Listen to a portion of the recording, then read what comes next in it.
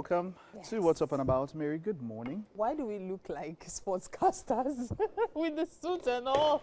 Why is sweeting you? Why is sweeting you? Oh Why is your goodness. body doing you three? It's that much of yesterday, Jerry. More. Or more. I don't know how Olamide said he didn't watch that match. Olamide, what were you doing? I don't think there's anyone that didn't watch that match. Olamide yesterday. didn't. He did not. He was busy preparing cookbook for the. I don't know. he was doing cookbook for Chef Belinda. He was rehearsing what he learned. The goosey for the next one. He wants to do black soup next. Shola, did you watch the match yesterday? Ooh, You don't like watching football, though. No, I was busy. I had a job. No, you're excused. You're Yes. excused. Thank you. You will very be much. excused. Are you cooking You will something? get something. What I are you promise. cooking? You're excused. You're excused. You're Mama, nothing excused. for you. What are you? You're excused. QC, As a matter of fact, don't watch the World Cup. Don't watch football again. You're excused. Is there something I'm missing here? Don't mind him. Don't mind him. I don't know what. That's it. What are you making for breakfast, though? Oh, we're actually making What Chinese. is there? So Chinese rice, there's noodles, and there's sauces as well. Aha. Yeah. Yes. So why is Mike excited? Because I know he likes So- local food. Oh more. no, not really. It was not about this. It was while we were talking about what happened. And there's something I want to bring to mind now. We will analyze the match later on Beautiful Game. But I want to talk about some other things around. Okay. Morocco is a wonderful country. And why do I say so? Over the past 5, 7, 10 years, their investment in football infrastructure has been mind-blowing. Yes. Absolutely. These guys have invested tens of millions of dollars. They, something I love about these countries and which we can learn from is how when they make up their mind to invest and to improve their country, they go all out. And they understand how important sports is to society. Yeah. You understand what it means when eyes are on your society. Because of sports, your transportation system can step up.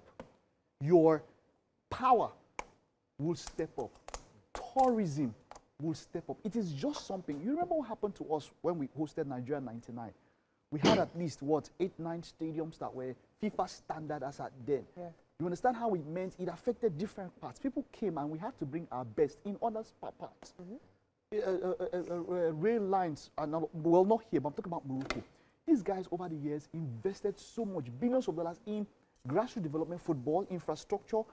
I can't go into all the details now exactly, but they put in millions, billions of dollars into these things. They developed sports academies, big ones, and so it had shown. If you notice that the recent awards, tournaments, the next WAFCON that's coming, Morocco is still hosting it. Yeah. They've hosted 2 AFCONs, they've just been hosting and why? At the they are moment, ready. they have the best facilities in Africa. And that was what, did you see the stadium yesterday? You need to see when there was this aerial shot that they took. The And you aesthetics. see how this thing, the beauty of the Lights. city, Yeah. how easy it was to access the stadium and to go out. In spite of whatever people might say, I want to use this point and say, look, there's a lot the rest of Africa can learn from what Morocco did for this AFCON 2025. So for me, I would say regarding this, the whole Moroccan setting, the reality is Nigeria has done the same. We had Festac 77, we went all out. As You're you right. said, Nigeria 99 as well. The problem I believe Nigeria has always had is maintenance. Like, we have these infrastructures, we put in a lot of money into it, we try as much as possible to ensure it's up to standard, and then years down the line, you're looking at these dilapidated structures and you're like, wait, was this really what I see in pictures and videos of years back? Years And back. you can't even believe yourself. So usually, it's not the money. When a country decides to host, they tend to go all out. But the question we Africans need to ask ourselves is, okay, so we've hosted, and then we probably not host again, and that's 20 to 30 years. What happens? What are we doing with I the get where you're infrastructure? coming from, and I totally understand when you say maintenance culture. But I think what Mike is trying to say here is more on the aesthetics and the work put into making the stadiums look as amazing as they look. Because trust me, let's not forget that some people did not just travel just for the games. Some people went to Morocco just to enjoy the ambience of the beautiful environment that comes with watching this football. So for me, I feel like other African countries actually need to learn. You need to learn about not just in maintaining the, whatever standards you built, but also making sure that you put effort into making it easy as accessible as possible, making the place as beautiful as they can. Look at the lights now. Look at the opening, and the performance and everything. It was an amazing. You know, even from watching from my house, I was like, wow. It was, you know, 16 years ago, right? They invested in a $65 million Mohammed VI Football Academy. Ooh. It is on a 30-hectare site, training pitches, luxury hotel, fitness center.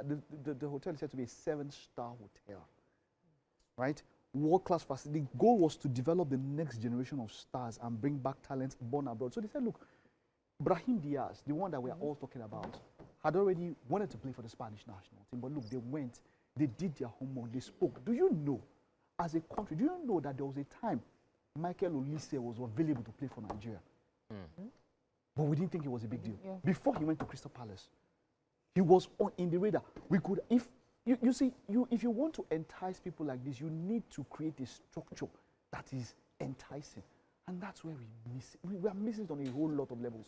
These guys did this, put together and said, okay, we are going to see, for the fact that you have a Moroccan mother, if you have a Moroccan blood anywhere, we will get you. And you know what these guys have done so far? That sounds FIFA, scary. Get you. FIFA Arab Cup 2025 champions. Under 20 World Cup 2025 champions. AFCON Under 23 2023 champions.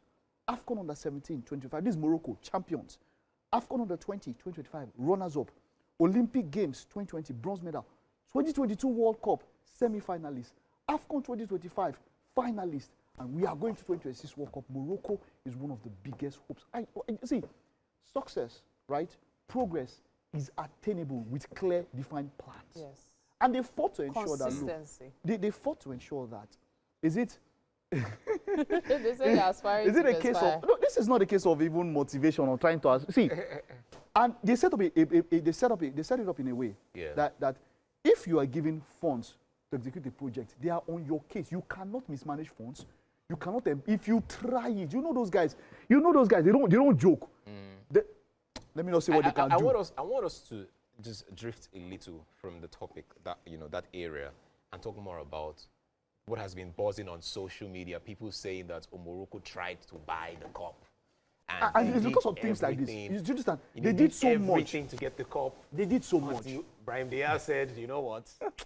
Let me buy it in style. And that is because of the kind of investment they've made. So it might seem so. But you see, I think the reason why people are saying that is because of the condition and how they give that penalty. Apart from the penalty, if you want to go back one match behind, the Nigeria versus Morocco match. What happened in that match? You see, at some point, I just said, we don't win, we will never agree. No, it's not that. If at some point, win, I was like, can the referee just wear Moroccan flag and let Superman know that you are fully... So, yeah? You know, I was like, no, I don't want to be biased, it was too blatant. Was it? To me, it was blatant. Okay, so I don't want to go into details there. I don't think it was that. But one thing I want to say, when we saw, so what happened was that in the quarterfinals, we saw 8 of the best 10 teams in Africa. Because of the pitch facilities, the best teams were the ones that were moving up. In the semi-finals, in the top 5, we saw 4. It was only Algeria that was not there. Morocco is number 1 ranked in Africa. Senegal is ranked number 2. Nigeria is ranked number 3. Do you understand? Algeria is ranked number 4. And who was the other? Egypt 5. Is now do you understand? 5, yeah. So you saw the best, like the best team shows. There was no, do you understand? And then it got to the final 2. Morocco is number 1 ranked in Africa. Senegal is number 2. There might almost be no difference between both teams. But you see, Morocco has gone farthest in the World Cup for Africa. We have to be very honest and yes, admit that.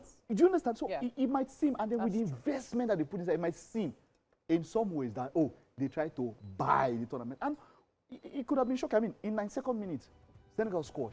It was taken off. 98 minutes, penalty. Baba, they left the pitch for 18 minutes. Only for Brahim Diaz to come.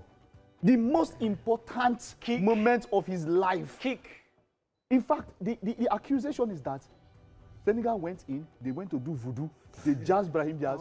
Then by the time Brahim Diaz came outside, Brahim Diaz was thinking like a Senegalese and just say, oh yeah, men, they take it. I'm telling you, go on social media. Sorry, it's crazy. Sorry. You know what's crazy? Books, you would actually believe that. You know what's crazy? I am sure that in another, say, 50, 60 years, That is the story at the hotel. I am sure that you'll probably hear like, oh, there was a time in 2026 when they used voodoo on Brahim Diaz. He was and meant the to kick ball the was ball. looking like a And the lion. ball went like a lion. And it went so big. It was a stone. It was so high. It now jumped on the guy's hand. The guy just caught it and gave me Zabereba, Zabereba, Zabereba. Boom. No, Mendy was like a lion. Mendy was like a lion. And Mendy just caught the ball very easy. Just like, come. This went like a magnet. This is not a joke. I'm not joking though. All of us grew up with Nigeria 1, Yeah. India 99. 99. They say Peter Rufai was standing the post. When 4 Indians are coming, you see 4 lions. And then he was running for his life. I We need beg. to, you know what, I'll do a series I will tell that story as Yes. it is. And maybe I'll do some animations. Yes, let's tell the real story. Peter Rufai, 4 lions. That's why they banned India. India Now they doesn't ban- play football they again. wanted to play football with their shoe, without shoe. They said they must play with their leg. You guys. All right. Please, That is all we need that to we go can now. take at this time, guys. I don't know, we're just cracking up here, guys, in the Oh, studio. gosh. But the show continues. It's Wake Up Nigeria. We'll be right back. Okay, Yeah. let's go, guys.